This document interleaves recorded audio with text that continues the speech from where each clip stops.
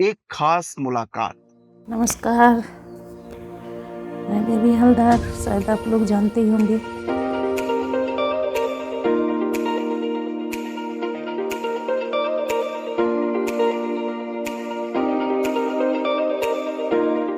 Baby Haldar Bharat की पहली काम वाली लेखिका। लैंगिक भेदभाव, अस्पृश्यता, विस्थापन, अन्याय, असमानता, दमन और उत्पीड़न के प्रतिरोध का नाम बेबी हालदार।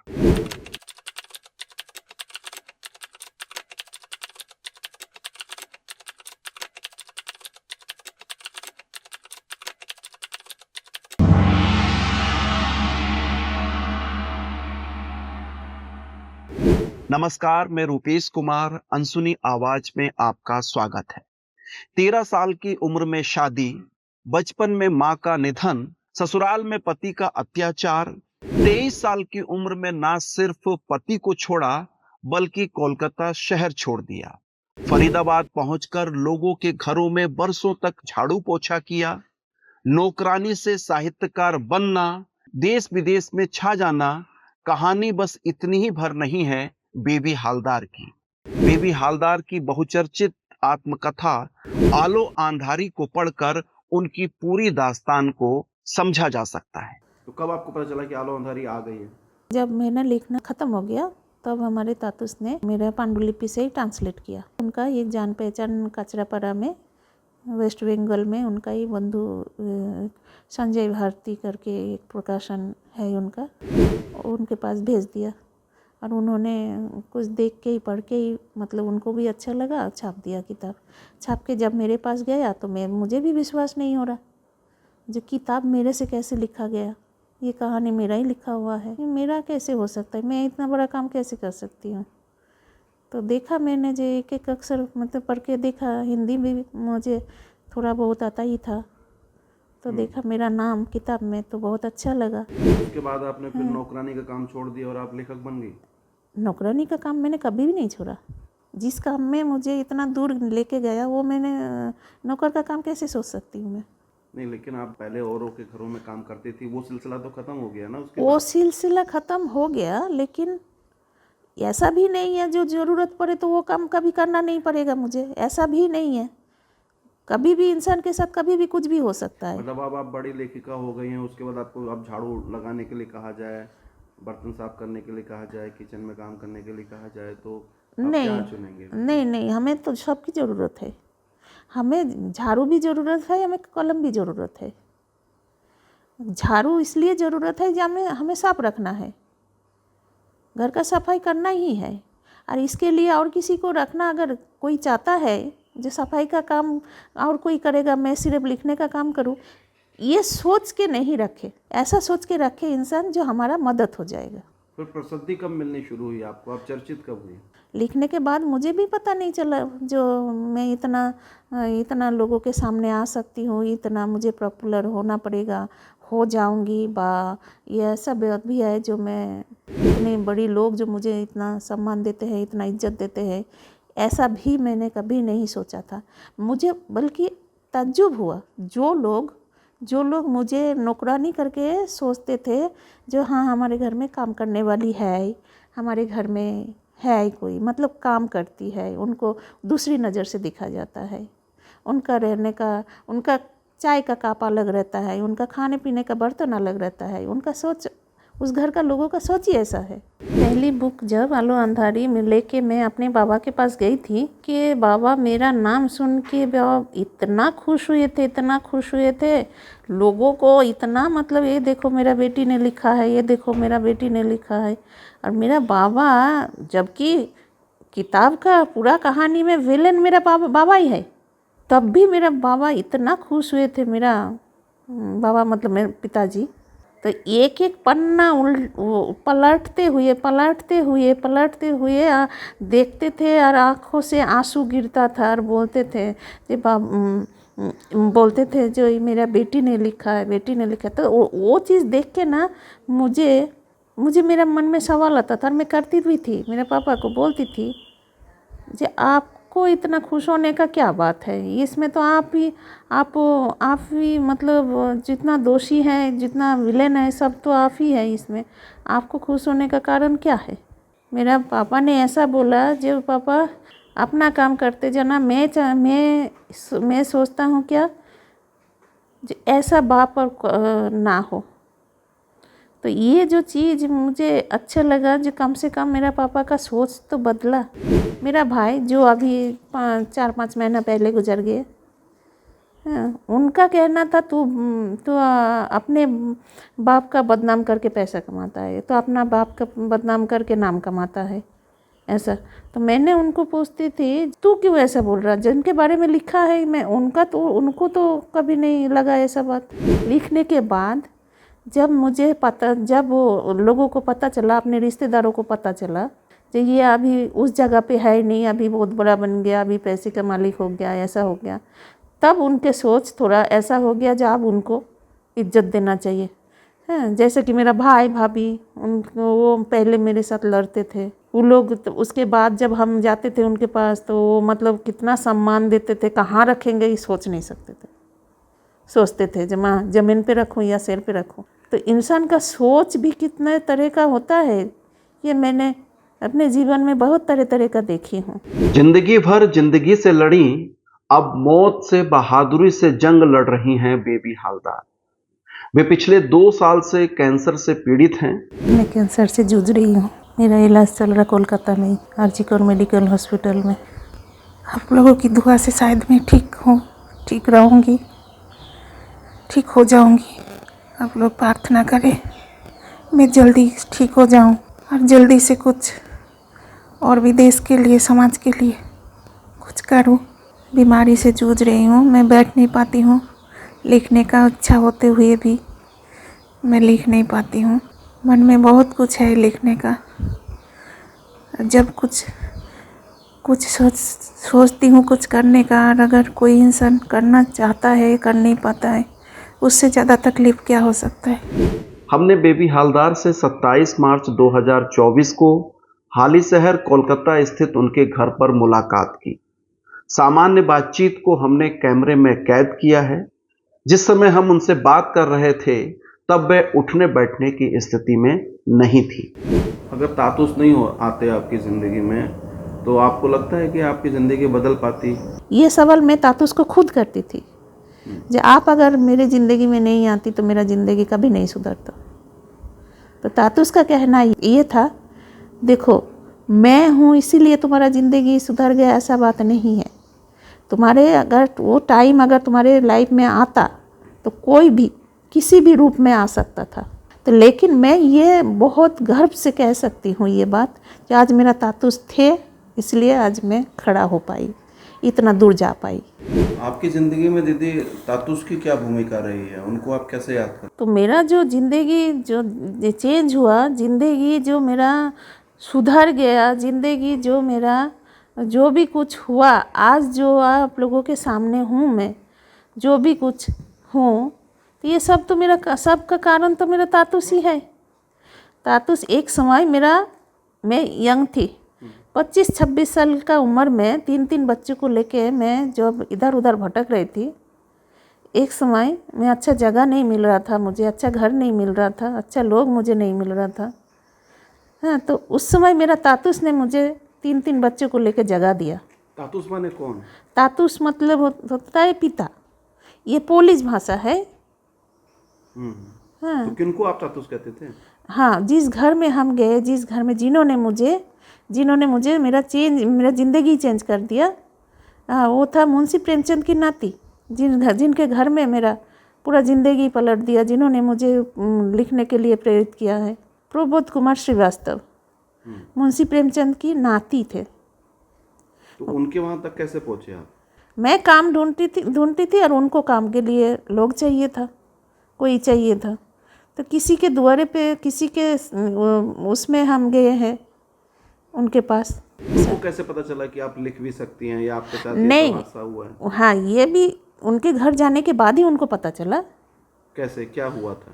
उन्होंने बीच बीच में मुझसे बात करते थे, बेबी चाय तुम लोग क्यों पियोगे बैठ के, तुम इधर ला के पियो, हमारे सामने बैठो, हमारे पास बैठो, इस घर का तुम बेटी हो। इस बीच बीच में ये भी बात करते थे, तुम्हें पढ़ना लिखना कितना आता है, कितना, क्यों तुम्हें घर छोड़ना पड़ा, तुम्हारा मम्मी पापा कहाँ है, कैसे है, और तुम्हें पढ़ने लिखने कितना दूर पढ़ाई किए हो, क्या है। फिर हटा कर एक दिन पूछ रहे हैं, अच्छा बोलो तो बेबी, बचपन में जितना दिन तुम स्कूल में गए हो, कोई लेखक का नाम तुम्हें याद है? तो मैंने 2-3 पुराने लेखक का नाम लिया था। एक था शरत चंद्र चट्टोपाध्याय, काजी नजरुल इस्लाम, रविंद्रनाथ टैगोर, महाश्वेता देवी, आशापूर्णा देवी। तो इन लोगों का छोटे छोटे कहानी कविताएं हम लोग स्कूल में पढ़ते थे। तो बीच बीच में हमसे बात करते थे, तातुस जी बेबी तुम्हें क्या अभी क्या सिर्फ घर का कामों में ही रुचि है या और कुछ करने का इच्छा है? मैं उतना पढ़ी लिखी भी नहीं हूँ, मैं यार आगे क्या काम कर सकती हूँ, और यही यार आगे क्या करूँ नहीं करूँ, मेरा सोच तो यही है जो मेरा बच्चे अच्छे से पढ़ लिख जाए, अच्छे से अच्छा जगह पे रहे। तो नहीं बोलो तुम पढ़ना चाहोगे क्या, कुछ करना चाहोगे? मैंने कहा इस उम्र में क्या कर सकती हूँ, इस उम्र में और क्या पढ़ाई होगा। हाँ, तब वो उन्होंने ऐसा ही कहते थे, जो पढ़ना लिखने का कोई उम्र नहीं होता है, मैं तो अभी भी पढ़ता हूँ, उनका कहना ये था। हाँ, तो मैंने उनका बात सुन के बहुत अच्छा लगा था। तो लिखने पढ़ने का तो मेरा बचपन से ही मेरा शौक़ था। तो और मैं देखती थी, मैं उनके घर में अलमारी बहुत सारे किताबें, बांग्ला किताबें, जब भी वो सब डस्टिंग करने जाती थी 1-2 मतलब निकाल के पढ़ने का कोशिश करती थी। एक दिन अचानक तातुस जाके देखा मेरा किताबों में रुचि है, तो वो किताब निकाल के दिया, वो था तस्लीमा नसरीन का। हाँ, तो उन्होंने बोला जो जाओ ले जाके पढ़ो, देखो कैसा लगे। तो मैंने पढ़ा था वो किताब, अच्छा लगा था, उनका ही बचपन का कहानी था। तो उसके बाद उन्होंने पूछा तातुस ने, जो तुम कैसे लगा, क्या कैसे पढ़ रहे हो है या नहीं? मैंने बोला तो अच्छा लग रहा है, ऐसा लग रहा मेरा ही बात कुछ है इसमें। तो उनको कुछ लगा मन में, जो भी कुछ कर सकती है। तो थोड़े दिन बाद मुझे उनके जिस टेबल पे बैठ के वो लिखते थे उसी ड्रायर से एक मुझे कॉपी और पेन हाथ में दिया, और तुम लिखोगे कह के। हाँ, तो तब से मैंने सोचा था जो क्या लिखूँ इतना दिन बाद। तो उन्होंने बोला जो तुम्हारा याद है बचपन से लेकर आज तक, तुम अपने बारे में जो तुम मुझे बताते हो, किसी को भी बताते हो, बातों में वही चीज़ तुम लिखो। तो मैंने सोचा जो हाँ, मेरे माँ के बात, मेरा दीदी के बात, मेरा मम्मी पापा के बात, सब कुछ मैं इस तरह से मैं कह सकती हूँ। तो मैंने लिखना शुरू किया। किस में लिखना शुरू किया? बांग्ला में। बांग्ला में लिखती थी, लेकिन उनको बांग्ला बहुत अच्छे आता था। आलो अंधारी किताब कब आई आपको? शुरू से पता था कि आप जो लिख रही हो वो किताब में दर्ज हो जाएगा, या किताब आपके सामने एकदम से आई? बिल्कुल नहीं, मुझे नहीं लगा था मैं जो लिख रही हूँ वो कभी काम आएगा, वह कभी छप के किताब जैसा भी बनेगा, ऐसा मैंने कभी नहीं सोचा था।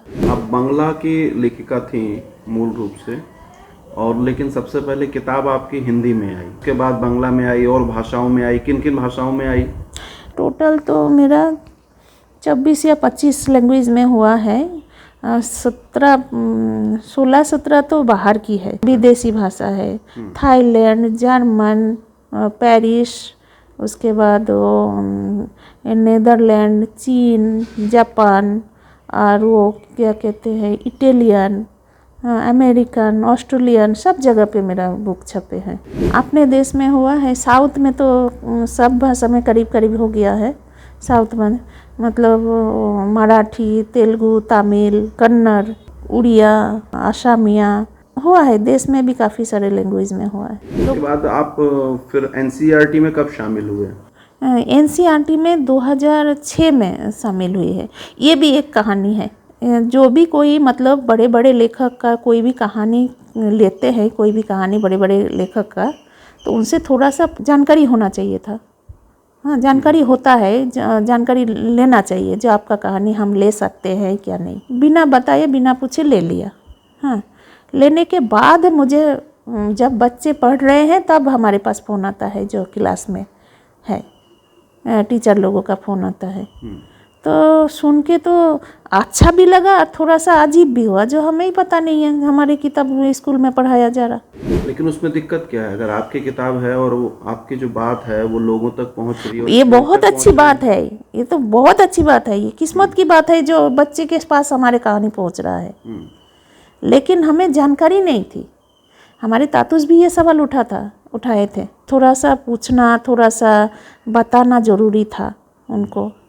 तो उससे ज़्यादा अभी जितना खुश है हम लोग, उससे ज़्यादा खुशी होती। आलो अंधारी के बाद और कौन कौन सी किताबें आई हैं दीदी आपकी? दूसरी किताब ईश्वत रूपांतर, मेरा दूसरी किताब भी उड़िया भाषा में, कुछ भाषा में हो गया, अभी इंग्लिश में होने जा रहा। तीसरी किताब हमारा घोड़े फिरार पथ। ईश्वत रूपांतर में क्या है? आलो अंधारी से मतलब आलो अंधारी के बाद की कहानी है। मैं ये कहूँगी किताब जैसा पढ़ना चाहिए, कहानी सोच के पढ़ना चाहिए। ऐसा नहीं है जो उसके बाद ऐसा हो। आपकी कहानी तो हकीकत है ना, आपकी अपनी आप बीती है। बिल्कुल, एक तरीके से। हाँ बिल्कुल। तो आप बीती और काल्पनिक चीज को पढ़ने में थोड़ा फर्क होता है। काल्पनिक मेरे किताबों में एकदम ही नहीं है, वो तो मैं नहीं कहूँगी। बचपन क्या लगता है कि बिना कल्पनाओं के साहित्य नहीं लिखा जा सकता? बिल्कुल लिखा जा सकता है, बावजूद भी उसमें कल्पनाएं बिल्कुल लिखा जा सकता है, लेकिन वो सच मालूम देना चाहिए। बेबी हालदार शारीरिक रूप से जरूर कमजोर हुई हैं, लेकिन उनके इरादे अभी भी मजबूत हैं। संघर्ष की अनूठी प्रतिमूर्ति बेबी हालदार झुकने और टूटने वाली नहीं है। वह कहती हैं, आम जिंदगी किसको कहते हैं ये तो नहीं पता, लेकिन हर जिंदगी में कुछ ना कुछ कहानी जरूर होता है, ये मैं कहूँगी। मैं एक घर में काम करती थी पहले, वहाँ पे मुझे काम वाली बाई सोचा जाता था। कभी कोई किताब पढ़ते हुए देखते थे, कभी कोई कागज़ उठा के पढ़ते हुए देखते थे, तो मुझे मजाक सोचते थे वो लोग, बाबा बेबी तो बहुत पढ़ी लिखी है, बहुत कुछ कर देगी, बहुत कुछ कर लेगी, ऐसा करके उस घर का मालिक भी हमसे मजाक करते थे। लेकिन वो घर छोड़ने के बाद दूसरे घर में सचमुच मेरा ज़िंदगी बदल दिया। और जब उनके बाद हमें कभी उनके साथ मुलाकात हुई है, कभी मार्केट में, उनका कहना ये था, बाबा बेबी तुम्हें तो टीवी पे देखा, बेबी तुम्हें तो पेपर पे तुम्हारा फ़ोटो देखा। ना हाँ सर ऐसा हुआ है। अरे बेबी अब तो तुम तो बहुत बड़े बन गए हो। मुझे नहीं पता मैं कितने बड़े बन गए। अपने अब तक की ज़िंदगी से आप कितनी सहमत हो पाती हैं? आपकी ज़िंदगी में जो आपको करना चाहिए था वो सारी सब चीज़ें हो गई हैं या अभी बहुत कुछ करना बाकी है? मुझे अभी बहुत कुछ करना है, कुछ किताबें मुझे और लिखना बाकी है, मेरा सोच है ऐसा। मैं अभी 2-3 पांडुलिपि भी तैयार किया है। मुझे तकलीफ़ भी हो रहा, मुझे कष्ट होता है, जो चीज़ मैं चाहती हूँ वो अगर नहीं पाती हूँ तो बहुत तकलीफ़ होता है। मेरा ज़िंदगी का जर्नी तो कभी ख़त्म नहीं हुआ। जब भी थोड़ा सा कभी सुकून मिला, जो नहीं आप थोड़ा सा रिलैक्स हो जाओ, शांति मिलेगी, तभी इतना बड़ा बीमारी मुझे जोड़ लिया। अभी जो हालत है, अभी कुछ दिन पहले ही मैंने लिखना शुरू किया था, कुछ पन्ना हुआ, और मैं चाहती भी हूँ जो मैं अपने ये जो मेरा हालत अभी है इस जानने के बारे में भी मैं कुछ लिख के जा पाऊँ। जब मैंने सुना जब मेरा इतना बड़ा ये जो बीमारी पकड़ लिया मुझे, तो मैं बहुत रोई हूँ, बहुत माथा मतलब सिर पटकते रोई हूँ मैं। बेबी हालदार तो कभी इतनी बड़ी दिक्कतें आई, परेशान नहीं हुई, कभी रोना नहीं हुआ, सिर पटकना नहीं हुआ, हार मारना नहीं हुआ। तो एक बीमारी से घबरा कर मैं शुरू में थोड़ा सा घबरा गई थी। जब मैंने हॉस्पिटल आना जाना शुरू किया, तब मुझे लगा ये सिर्फ मेरे साथ नहीं है, बहुत लोगों के साथ हुआ है, और जब मेरे साथ इतने लोग खड़े हैं तो ये भी मैं जीत जाऊंगी। ये तो मुझे पूरा भरोसा है अपने ऊपर। मेरे साथ जो हुआ है वही चीज़ मैं लिख पाई हूँ। लेकिन लिखने के बाद मेरा कहानी जो इतना लाखों करोड़ों महिलाओं की कहानी बन जाएंगे, ये बात नहीं सोचा था। लेकिन ऐसा होना चाहिए, ऐसा सोच होना चाहिए, जो पढ़ेंगे उनको भी और जो लिखेंगे वो भी। कहानी आलो अंधारी जो है वो आम महिलाओं की कहानी, आम महिलाओं की जिंदगी में भी ऐसी चीजें होती है। मैं भी जानती हूँ, मैं भी कहना चाहूँगी। एक सवाल मुझसे किसी ने कहा था, जो बेबी आप पहली किताब में ही इतना पॉपुलर हो गए हैं, आपको इतना कामयाब मिल गए हैं। अरे ऐसा किताब अगर हम लिखना चाहे तो क्या ऐसा होगा? मेरा ये कहना था, क्यों नहीं होगा, लेकिन बेबी का कहानी जैसा सोच के मत लिखिए। बेबी का कहानी तो बेबी ही लिख सकती है। अगर बेबी जैसा लिखना चाहेंगे आप तो पहले आपको बेबी बनना पड़ेगा, और हमारे जैसा औरत बनना उतना आसान नहीं है बड़े बड़े लोगों का। जब आप साहित्य जगत में बैठते हैं तो आजकल के जो साहित्यकार हैं उनके बहुत लटके झटके हैं, या वो उनका जो व्यवहार है वो बहुत अलग किस्म का होता है, तो आपको साहित्य जगत कैसे एक्सेप्ट करता है? सामान्य बेबी अगर घर में काम करने वाली बेबी होती तो उन लोगों के बीच में बेबी क्यों जाएगी? बेबी हलदर बानी है तभी ना उन लोगों के बीच में जा पहुंच पाई। बचपन क्या होता है ये बेबी हलदार को नहीं मालूम। जब से होश संभाला तब से संघर्ष को समझ रही हैं, संघर्ष में जी रही हैं। जब से ज्ञान हुआ तब से ही मेरा चालू है जर्नी। मेरा बचपन तो था ही नहीं एक तरह का, लेकिन जितना भी था उसी से ही मैं अभी भी डूबी रहना चाहती हूँ। बचपन में ही माँ चली गई छोड़ के। मेरा पापा आर्मी में था। एक आर्मी का फैमिली बहुत खुशहाल होना चाहिए, उसके उल्टा हुआ। मेरा पापा घर मतलब परिवार की तरफ ध्यान नहीं देते थे। मेरा पापा का आर्मी में जाने के बाद नशा बहुत हो गया था। लड़कियों की तरफ भी बहुत वो आकर्षित मतलब होता था, जिसके बजाय वो अपने परिवार के तरफ ध्यान नहीं देते थे। मुझे जो मेरा तो बचपन में ही शादी हुआ था। कितना उम्र था? तब तो मेरा 13 साल पूरा भी नहीं हुआ था, तब शादी हुआ था। शादी होने के बाद शादी ऐसा मतलब इंसान के साथ दिया था जो कि वो इंसान कहा जाता है या नहीं पता।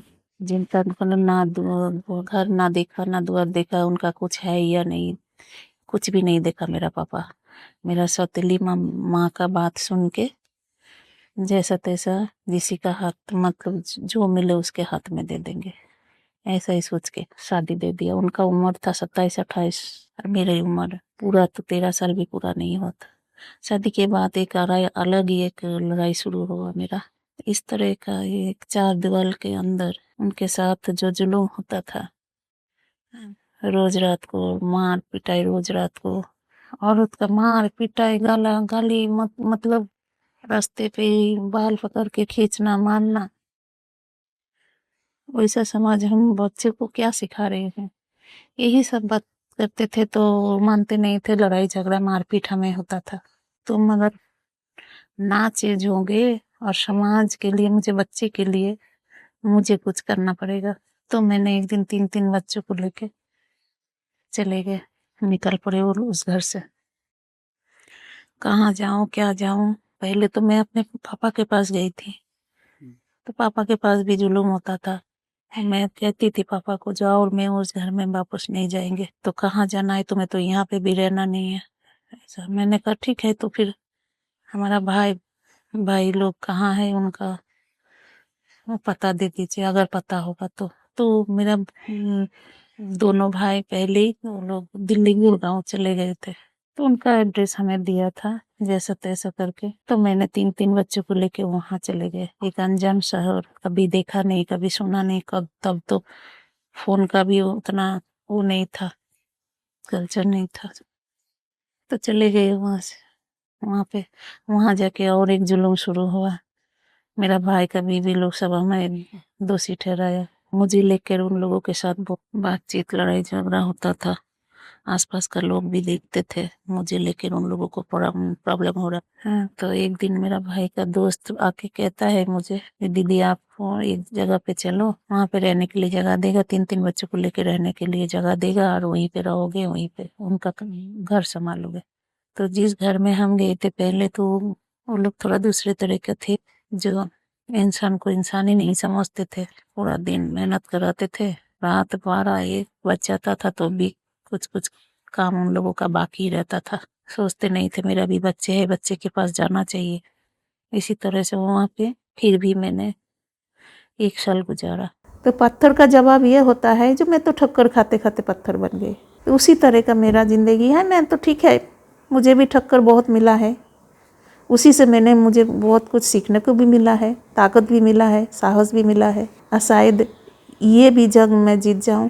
अच्छा, 23 साल में आप जिस पति को छोड़कर आए थे और जब आप कामयाब हो गई कुछ सालों के बाद, तब क्या उन्होंने पलटकर दोबारा आपसे कुछ बातचीत करने की कोशिश की नहीं, या ये दोबारा आपको बुलाया कभी, नहीं या आपको लगा कि अब चला जाना चाहिए? नहीं, मुझे तो कभी नहीं लगा उनके पास जाना चाहिए, कभी नहीं लगा।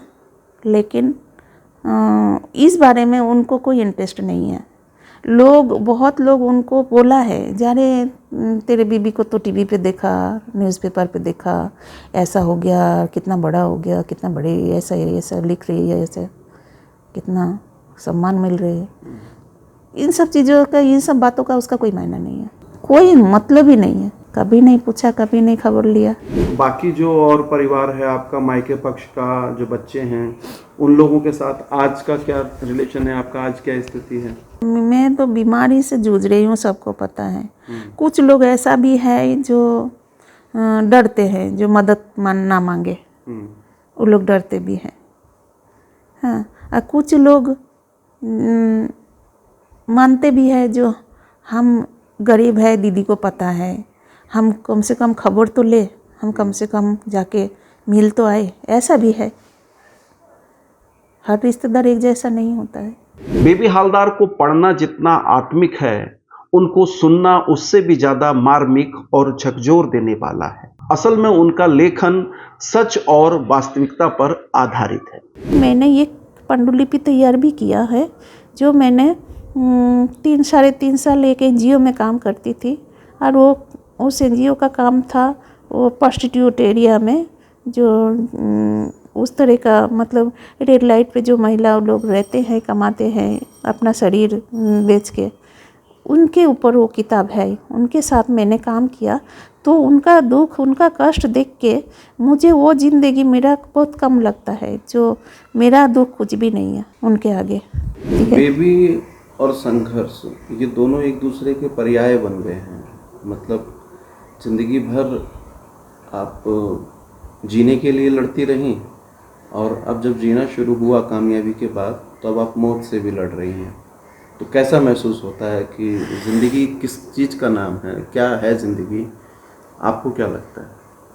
अभी तो मैं यही कहूँगी, जब मेरा दुख, मेरा तकलीफ़ मेरा पीछा छोड़ा ही नहीं, तो उसी को ना संगी बना ले। जब तक जीऊँगी मैं तेरे साथ हूँ, तू मेरा साथ है। ज़िंदगी के बारे में क्या, अब ये बाकी जो है, बाकी जो मैंने सोचा था, और थोड़ा जी लूँ और थोड़ा कर लूँ, समाज के लिए कुछ किताबें लिख लूँ, बच्चे के लिए कुछ कर लूँ, अपने घर बच्चे के लिए कुछ कर लूँ, यही सोच तो सोचते हैं इंसान, जीते हैं। और यही करने के लिए आगे भी मतलब जाना चाहिए, जाते भी हैं लोग, जीना चाहते हैं कोई चीज़ को लेके, कोई एक बहाना ढूंढते हैं लोग जीने के लिए, जो हमें इनके लिए जीना है, इस काम करना है, उनके लिए हमें जीना है। कभी कोई चीज़ परेशान करती हो कि ये चीज़ बहुत नागवार रही है, ज़िंदगी में नहीं होनी चाहिए थी, हो गई, या कुछ ऐसा वाक़या आपको याद आता हो जो आपको बहुत खुशी देता हो? बहुत गम देने वाली चीज़ क्या है पूरी ज़िंदगी की, और बहुत खुशी देने वाली चीज़ क्या है?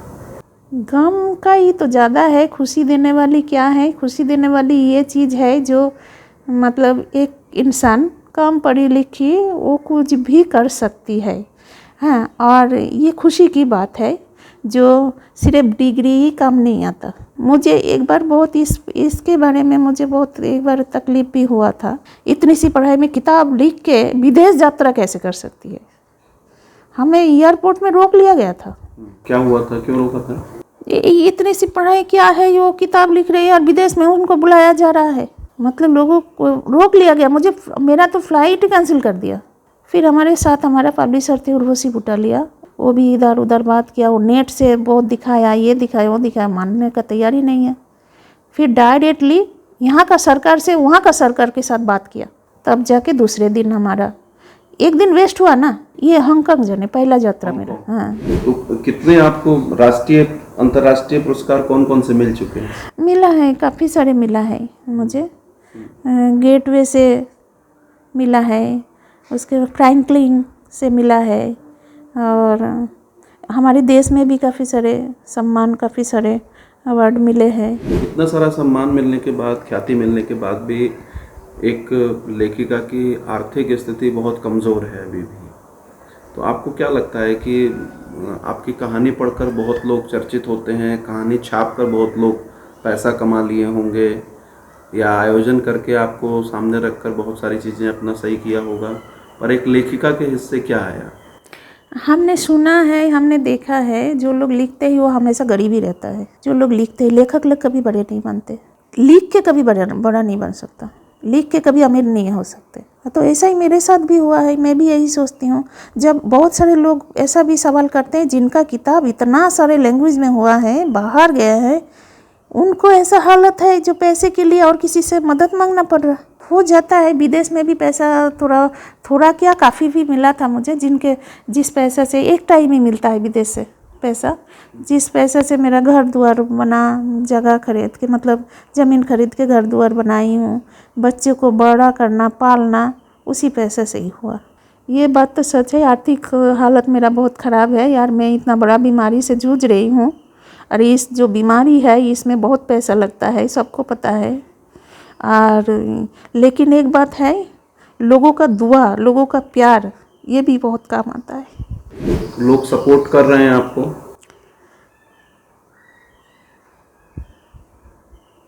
हाँ, इस बारे में सोचूं तो मैं बहुत खुश हूँ।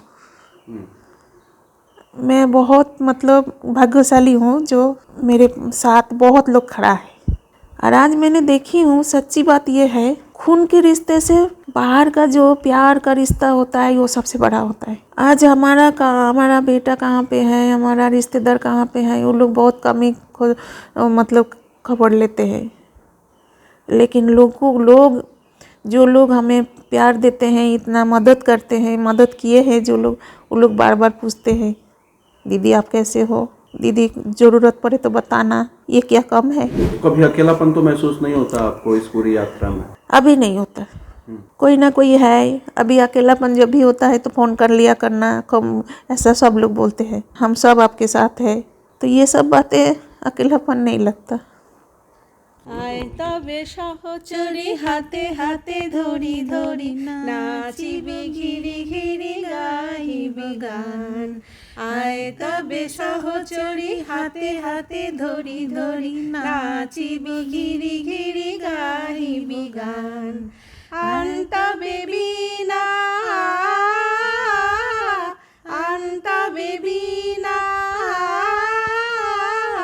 शब्दम सुरे बातबे तान।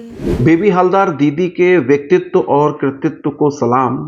हम अनसुनी आवाज के माध्यम से यही उम्मीद करते हैं कि दीदी जल्द से जल्द स्वस्थ हो और जो कुछ लिखना बाकी है उसको लिखें ताकि हम पढ़कर लाभान्वित हो सके।